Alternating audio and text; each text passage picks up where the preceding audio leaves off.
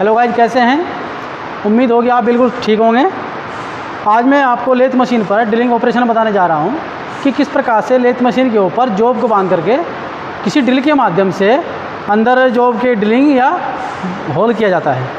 तो सबसे पहले क्या करते हैं, एक जॉब लेते हैं। जॉब को हम 3 चक में या 4 चक में बांध लेते हैं और बांधने के बाद क्या है कि जो हमारा फेस होता है जॉब का, उसको सीधा कर लेते हैं या फेसिंग क्रिया कर लेते हैं। हम देखते हैं कि किस प्रकार से सबसे पहले फेसिंग क्रिया को संपन्न करते हैं।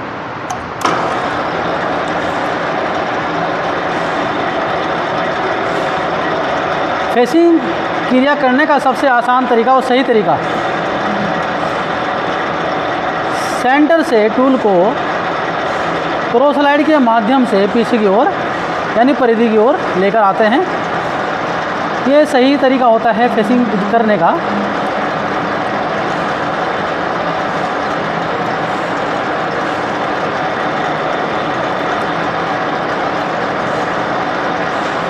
लेथ मशीन की स्पीड के अनुसार कितने आरपीएम हमने सेलेक्ट करके मशीन को चलाया है, उसी के अनुसार टूल को फीड देते हैं। ना तो ज़्यादा कम देते हैं फीड और ना ही ज़्यादा अधिक देते हैं। आप देख रहे हैं कि हमारा फेसिंग ऑपरेशन चल रहा है और बिल्कुल सही तरीके से चल रहा है।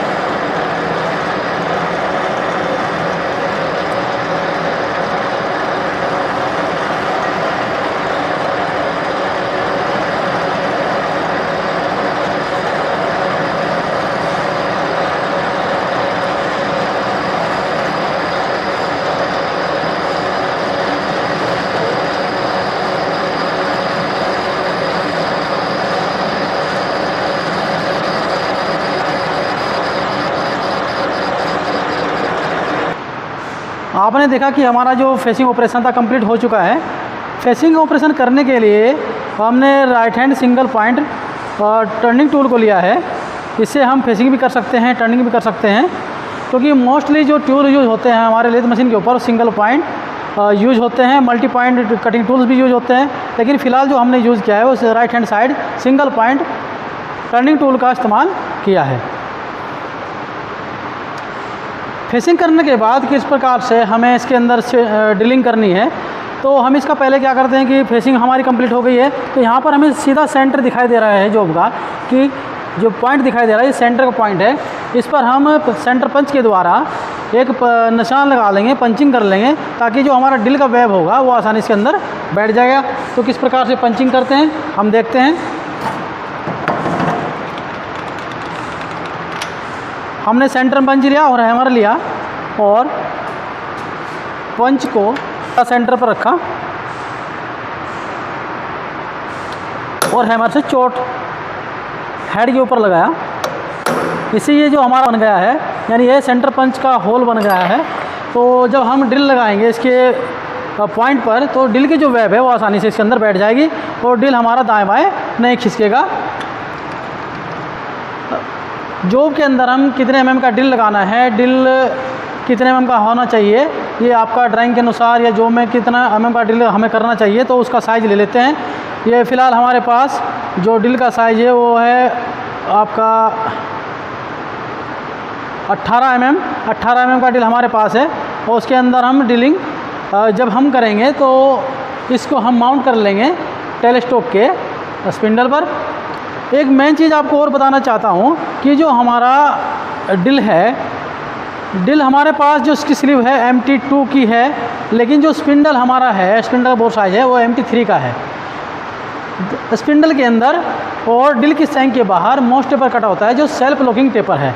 अब हमने MT2 की स्लीव ड्रिल के ऊपर, जिसकी जो सैंक थी MT2 की, उसके ऊपर हमने MT3 की स्लीव को लगाया है और MT3 स्लीव को लगा करके स्पिंडल के अंदर हमने इसको डाल दिया है। अब ये सेल्फ लॉकिंग टेपर है तो इसने ऑटोमेटिक इसको कैच कर लिया है। अब ये दाएं बाएं बिल्कुल भी मूवमेंट नहीं करेगा, सीधा अपनी स्थिति पर बना रहेगा। अब टेलीस्कोप को हम लाएंगे सीधा आगे की ओर। आप देख रहे हैं बिल्कुल सीधा पॉइंट के सामने है, स्ट्रेट है एकदम। और अब क्या करेंगे कि हमें डी स्पिनर के माध्यम से इस टेलीस्कोप को बेड के ऊपर जहाँ पर फिलहाल हमने सेट किया है वहाँ पर सेट कर देंगे, इसको कस देंगे। ड्रिल की जो वेब है अब सामने हमारे पॉइंट के जहाँ पर हमने सेंटर पंच किया था, अब हमें देखना है कि हमारा ड्रिल किस धातु का बना हुआ है, हमारी मशीन की कैपेसिटी कितनी है, कितने आरपीएम हम इसके रखने हैं तथा फीड हमें कितनी देनी है। ये सब कुछ डिपेंड करता है मशीन की स्ट्रेंथ के ऊपर, मशीन की कैपेसिटी के ऊपर और ड्रिल के मेटल के ऊपर। हमारे पास जो है HSS का बना हुआ टूल है, यानी ड्रिल है, जो ड्रिल आप देख रहे हैं HSS का है, हाई स्पीड स्टील का बना हुआ है। अब हमें आरपीएम इसके लगभग 300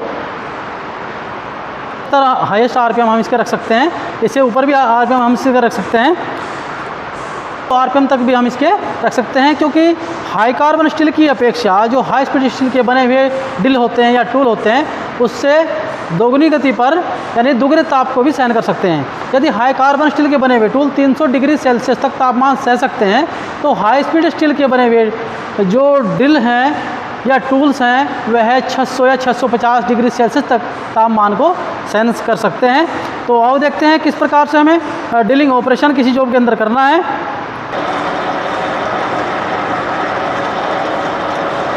आप देख रहे हैं कि ड्रिल का पॉइंट बिल्कुल सही बैठ गया है।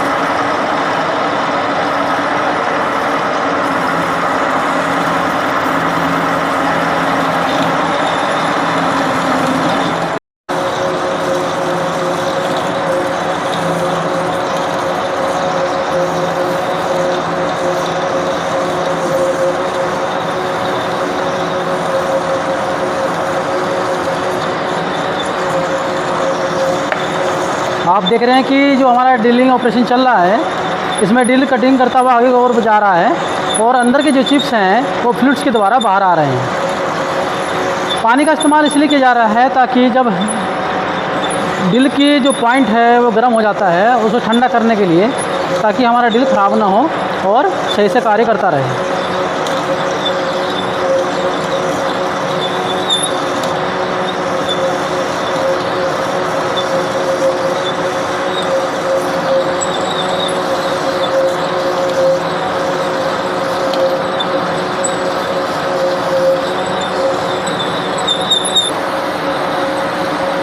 आप देख रहे हैं कि इस प्रकार के स्प्रिंग टाइप के हमारे चिप्स निकल रहे हैं। इसका ये सही मतलब है कि जो हमारा ड्रिलिंग ऑपरेशन है बिल्कुल सही चल रहा है।